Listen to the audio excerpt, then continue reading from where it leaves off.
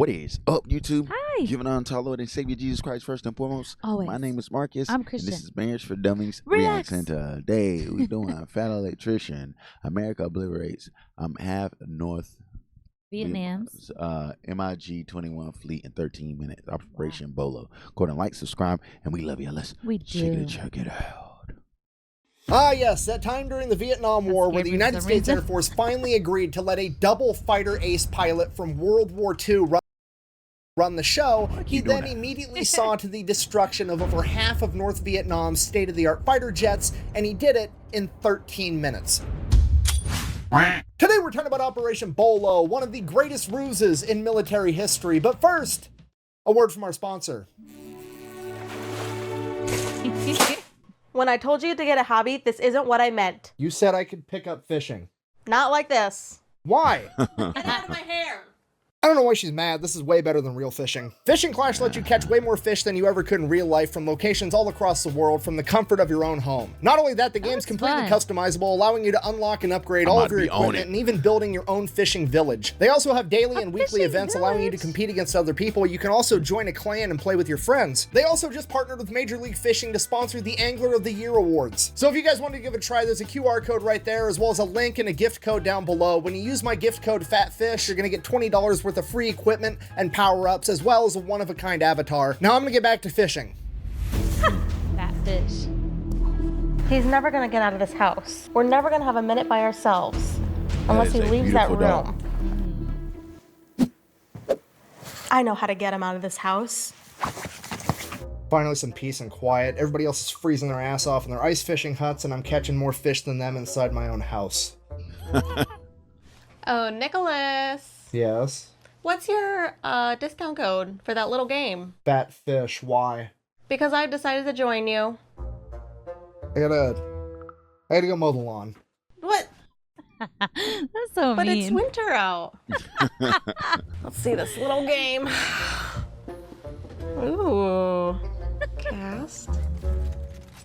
Release. Alright, so Operation Bolo takes place within another mission known as Operation Rolling Thunder, and Operation Rolling Thunder spans from March of 1965 until November of 1968. It is essentially the air war over North Vietnam, so super brief, oversimplified version of what's going on. The American forces are in South Vietnam, and they are fighting the VC, or the Viet Cong, which is a guerrilla fighting force. And that guerrilla fighting force is receiving supplies from the North Vietnamese via the Ho Chi Minh Trail, so America needs to try to shut down those supply lines. Logic being, if the enemy doesn't have supplies to fight, the enemy can't fight. Real base level War 101 Sun Tzu type stuff, right? Okay, well, America pretty much has two options. They can A, invade North Vietnam with ground forces, or they can B, just attempt to bomb the holy fuck out of them. And America's going with option B, and that is what Operation Rolling Thunder is. It is just a humongous 3-year-long air bombing campaign where America is going to try to blow up so much North Vietnamese infrastructure that they can't continue to support the Viet Cong. Which honestly, it's a really good plan. What's the problem? The enemy's got nice things? Oh, well, take the nice things away. Send the planes in, bomb the roads, bomb the railroad tracks, and make it so they can't give the enemy a bunch of supplies.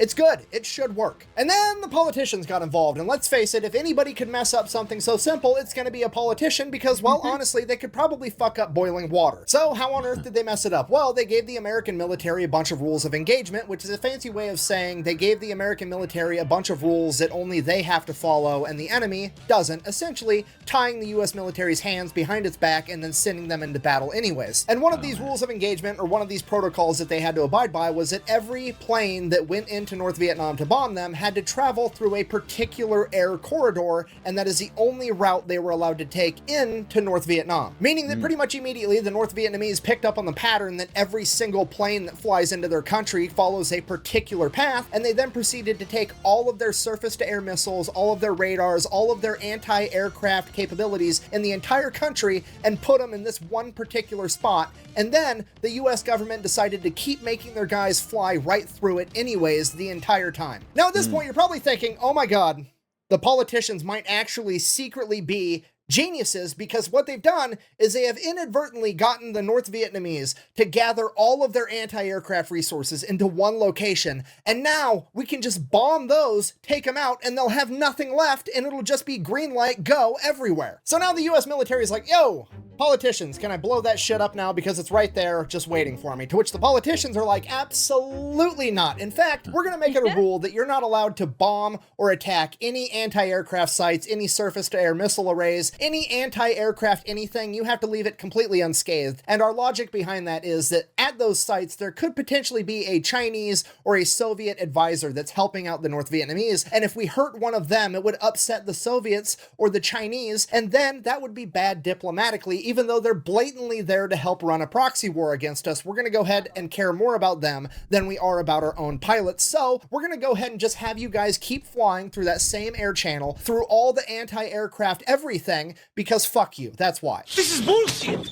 So that's exactly what happens. Every single time they fly a mission, every Air Force, Navy, and Marine Corps plane has to fly through the same air corridor through a gauntlet of anti-aircraft capability on their way to deliver their payload. And then if that wasn't bad enough, the North Vietnamese got their hands on somewhere between 12 and 16 MiG-21s. And if you don't know, at this point in time, the MiG-21 is the new cutting-edge Soviet fighter jet. It is incredibly fast, it has a very high flight ceiling, and it is very nimble. And using these MiG-21s, they very quickly develop a strategy that amounts to basically guerrilla warfare in the sky, utilizing a hit-and-run tactic. So their strategy is that they are going to go specifically after the F-105 Thunder Chief, aka the Thud. It is the #1 plane that America is using in Operation Rolling Thunder in all of their bombing runs, and when it is weighed down with a bunch of bombs, it is basically a sitting duck for a MiG-21. So what ends up happening is every time a bunch of thuds get sent out on a bombing run, they have to fly through that corridor of anti-aircraft capabilities, and the arrays and everything else tells the enemy that it's a bunch of F-105s going on a bombing run, so they scramble the MiG-21s, they go up there, they intercept these F-105s, at which point one of two things can happen. The F-105s can continue on their bombing run and most likely get shot down by the MiG-21s, or they can drop their payload just over the jungle randomly in the middle of nowhere, not on target,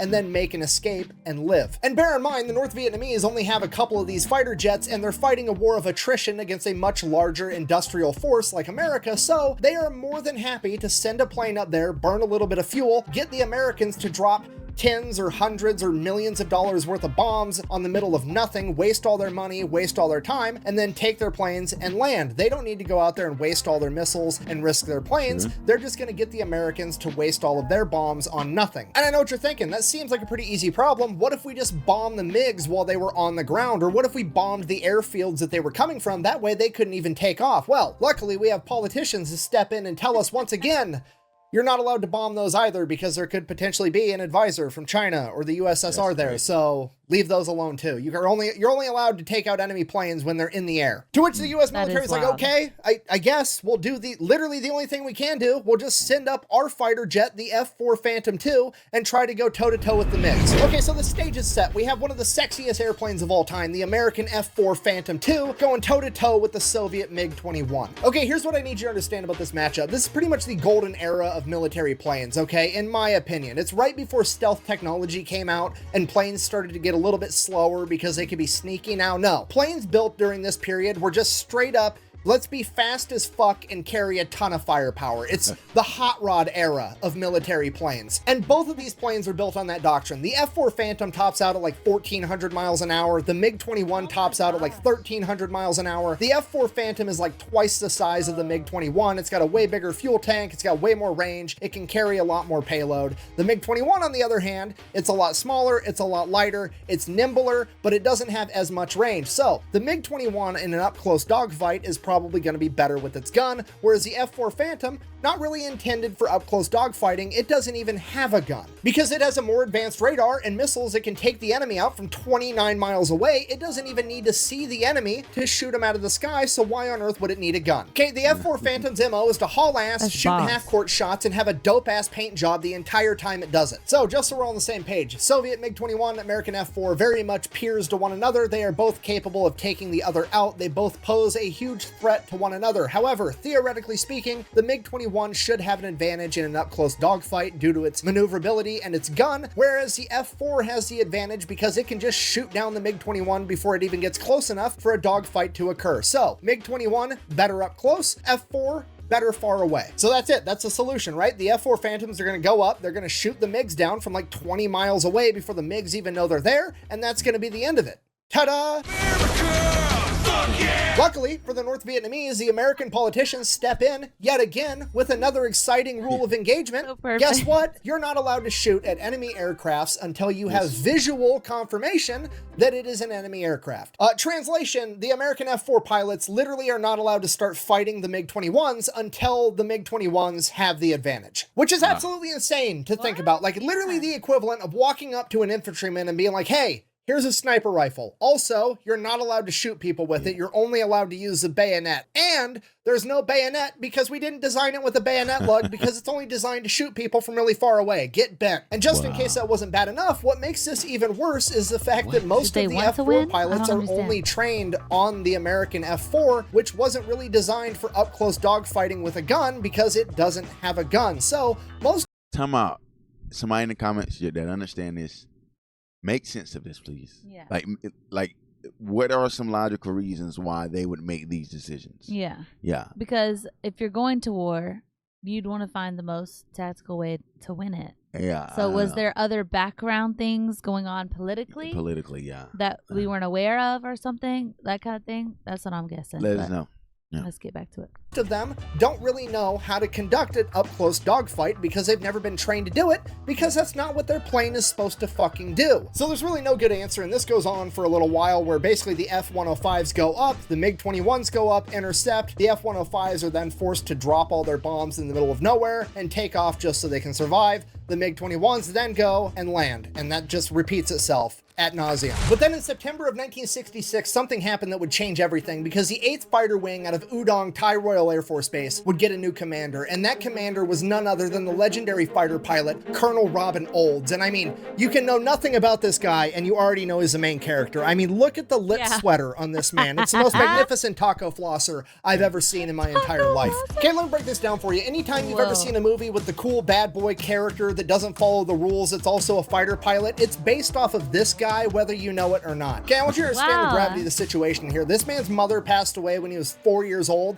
and he was raised by a single father that was also a full-time Army pilot and a World War I veteran. This guy was essentially bred to be a fighter pilot. He went to West Point, where he became an All-American football player at 6'2", 250 pounds. He then went on to become a fighter pilot in World War II. Now, if you shoot down 5 or more enemy planes, you become an ace pilot. It's kind of a really big deal. And Robin Olds was a double ace in World War II. This man literally prestiged in the most extreme air-to-air combat the world has ever seen, and he's about to become a triple ace in Vietnam. And at the age of 44, nonetheless. How's the old saying go? Beware of an old man in a young man's game. Yeah, this is the main character for sure. And like most great main characters, Robin Olds has a lot of very high-ranking people that don't really like him that much, mostly because he's not afraid to ruffle a couple of feathers to get his point across. And most recently, the argument that he's been having with the establishment is the fact that the F-4 Phantom, the main fighter jet for the United States military, should probably have a gun on it. He also has an issue with how these new pilots are being trained, because they're not really being trained how to actually dogfight. They're just being trained how to haul ass, intercept a plane, and shoot a missile at it, as opposed to actually getting into a close quarters fight. And the chain of command is basically telling Robin Olds, like, hey, look, you're old. They don't do it like that anymore. You were fighting in World War II in P-51 Mustangs and P-38 Lightnings. This is not what's going on anymore. These kids are flying F-4 Phantoms that can fly at 1,400 miles an hour and shoot missiles and take out targets from 30 miles away. We don't need to teach them up-close dogfighting anymore, because they're never actually going to use it, because the technology eliminates the need for that. But you know what technology doesn't fix? Politicians being fucking stupid. So now everybody has to fight like it's World War II in a dogfight, because they're not allowed to use the technology the way they're supposed to, because politicians that don't understand what they're talking about get to make up all the rules. So now they're sending Robin Olds to go take over command of the 8th Fighter Wing. He shows up and immediately earns everybody's respect. Keyword, earns it. Doesn't just get it given to him. And the way that he earns it is one of the best examples of leadership that I have ever read about. This man shows up to take command of an entire fighter wing as a double ace World War II pilot and a legend, and he decides to immediately put himself on the flight roster as a rookie to get trained on how to better use the F-4 Phantom, because he's not very well acquainted with it, and he lets all the men that are lower than him train him on this plane. He didn't come in all cocky. He wasn't some arrogant prick. He just admitted, hey, I've been doing this for a long time. I've flown a lot of planes. I'm not super great with the F-4 Phantom. I need to get great with it so I can lead you guys, and that's exactly what he did, and it immediately earned him all the respect in the world. So Robin takes some That's time to get amazing. acquainted with the F-4 Phantom, and within a couple of weeks, he's already flying the plane better than most of the trainers. So now that Robin Olds is caught up on the F-4 Phantom to where all of his guys are, he is now going to teach these young whippersnappers how to dogfight like it's World War II. And this is like the cool moment from all the movies where old schools teach a new school how to get shit done anyways, okay? This is Rocky teaching Adonis Creed how to box. This is Doc teaching Lightning McQueen that sometimes you got to turn right to go left.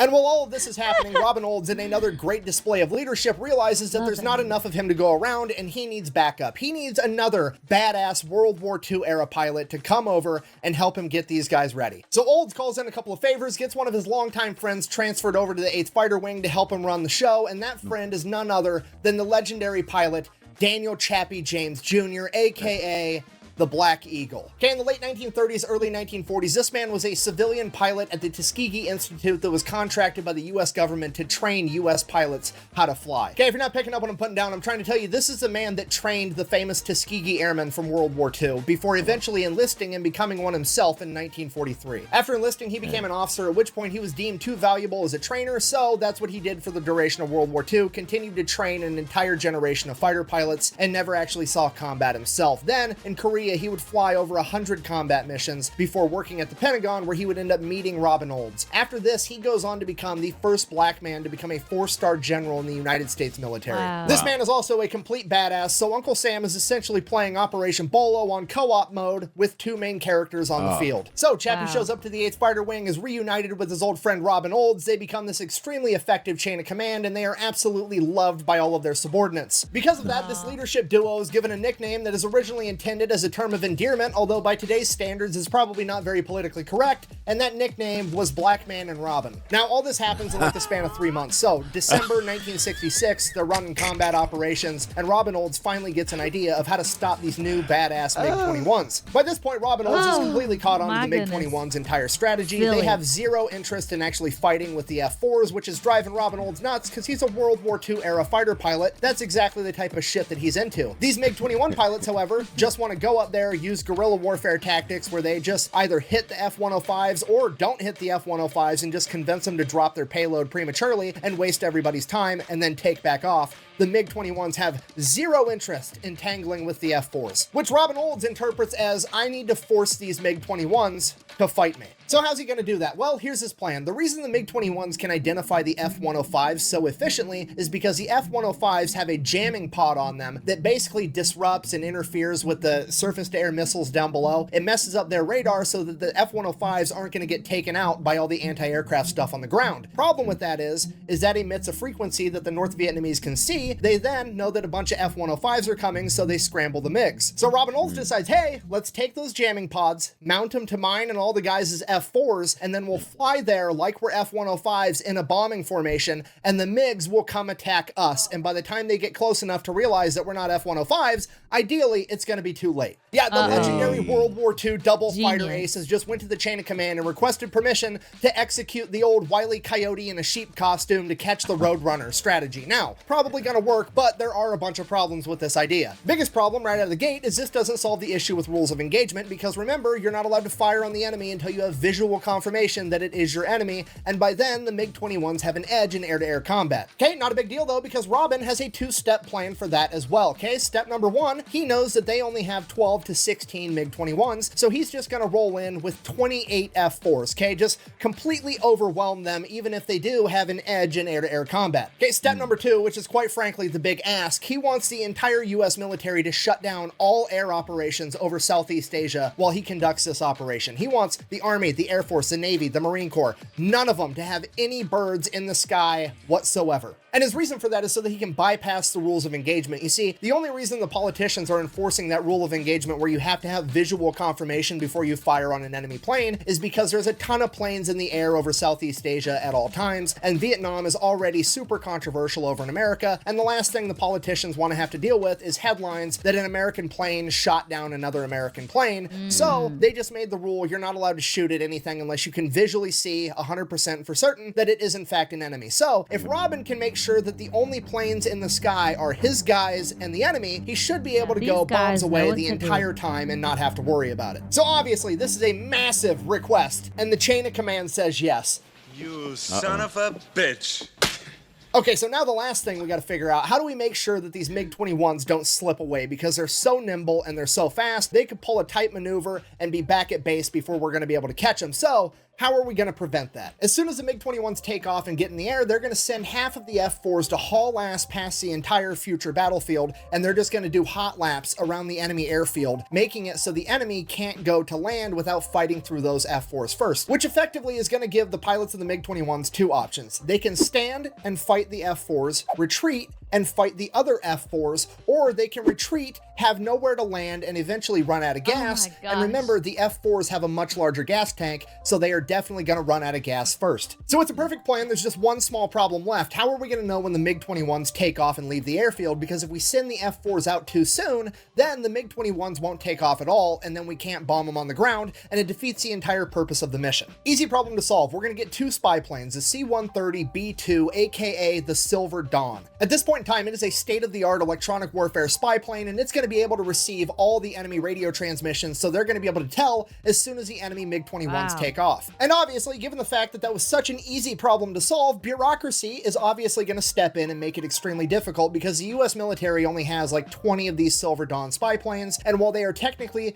the property of the United States Air Force, they are directly under the command of the NSA, the National Security Agency, and they are super duper stingy about whoever gets to use these planes. Basically, the NSA gets final say as to whether or not this plane gets to participate in this mission, and that means that they're going to have to go through some stupid bureaucratic process where they ask for permission, it gets run up the chain of command like 30 people deep, and then finally some bureaucrat has to take responsibility. They're not going to do that because they don't want to put their ass on the line, so it's probably just going to be a big fat no, you can't use this plane, even though it's probably going to make the whole mission work. Now, this is normally the part of the story where the hero strategically transfers a piece of equipment to an alternate location so that he can get the job done. However, he doesn't have to do that, because what they do instead is decide to not tell the NSA anything. But what Mama don't know won't hurt her. And when I say they're not going to tell the NSA anything, I mean they are somehow going to keep it a secret from the NSA, the whole part of the story where the Navy, the Marine Corps, the Air Force, and the Army ground every single bird that's not on this mission. They're going to somehow keep that a secret from the fucking spy agency so that they go ahead and send up their two Silver Dawns doing hot laps around the Gulf of Tonkin that they have going around every single day, so that those two planes are in the air participating on this mission, whether the NSA knows it or not. And then as soon as the mission kicks off, they're going to radio over to them and just have them tell them whether or not the MiG-21s took off. It's both genius and hilarious, because now, even if the NSA does find out after the fact and get all pissed off, all the Air Force chain of command has to do is be like, oh, you guys didn't get that memo? We sent it. At which point they're basically going to be forced to just drop the issue, because none of them are going to want to take responsibility for not passing along the memo that never actually got sent. So that's it. This mission gets approved. Operation Bolo is gonna happen. So they hurry up, they get all the jamming pods off of F-105s, they mount them on the F-4s. And while that's going on, they schedule it with the entire US military, all four branches, that nobody is to have planes in the air on January 2nd, 1967, except for the NSA, of course. Somebody forgot to tell them. So January 2nd rolls around. The Silver Dawn spy planes are already in the air. The F-4s are on the airstrip with the jamming pods mounted and they're ready to go. And it's fucking cloudy and overcast out, which is not good for this entire mission. But also, fuck it. There's nothing they can do. They have to run this mission right now. They shut down the skies over all of Southeast Asia to get this shit done. It has to happen right now or it's never gonna happen. But I mean, hey, it should all work out. I mean, even inside of The Art of War, Sun Tzu once said, and I quote, "You can plan a pretty picnic, but you can't predict the weather." Wait a minute. No. How did the lyrics to Miss Jackson get inside of my Sun Tzu book? I guess I was Andre 3000. I apologize. A trillion times. Anyways, point stands. The mission goes. So the F-4s get put up in the air, and there's 7 flights of F-4s. Each flight is 4 F-4s for a total of 28, and they are all named after cars. Flight 1 is named Olds, being led. He said, I apologize a trillion times. That is so silly. Look at her, and then people wanted it at that moment. Mission goes. So the F-4s get put up in the air. How did the lyrics to Miss Jackson get inside of my Sun Tzu book? I guess I was Andre 3000. I apologize.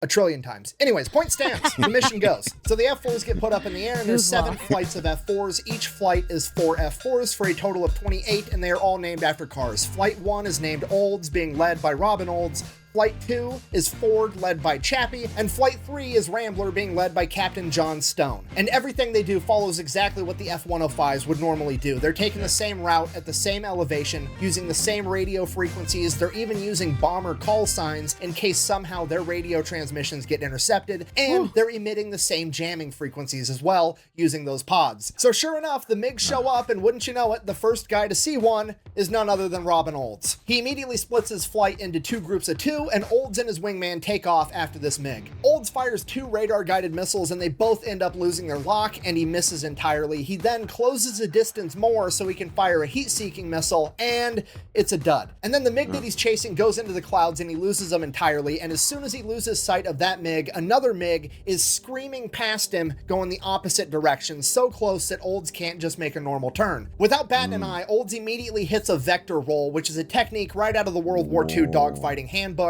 It's essentially you nose up and you do a backflip corkscrew maneuver and end up behind your enemy. And as he's mid-vector roll, upside down, pulling G's, he gets a radio transmission from Captain Johnson of Rambler Group saying, "Hey, I just got into the battlefield. Where are you? I heard that you're engaging an enemy." Olds finishes the vector roll, gets behind this MiG, radios back to Stone, finds your own, and then fires a missile and blows up the first MiG-21. At this point, the rest of the MiGs kind of figure out that the Americans have tricked them, and they are now basically locked inside of the Thunderdome, and they're going to have to fight their way out to have any chance at all, and the entire thing devolves into one enormous dogfight. And remember, the other four flights aren't there yet. They're lagging behind a couple of minutes, so we still just have the original three flights of Olds, Ford, and Rambler for a total of 12 F-4s going toe-to-toe with an unknown number of MiGs, potentially as many as 16. Lord. Now, cutting over to Ford flight, Chappie has a MiG on his tail and he has no idea because his radio is malfunctioning and he can't hear his wingman telling him, "Hey, you have an enemy on your tail." So his wingman does the only thing he can think of. He handles it by himself. Bear in mind, it is Chappie, the MiG, and then his teammate. So his teammate can't fire any missiles because he can't risk that missile accidentally locking onto Chappie. So he has to perform another vector roll. He noses up, does a corkscrew, backflips,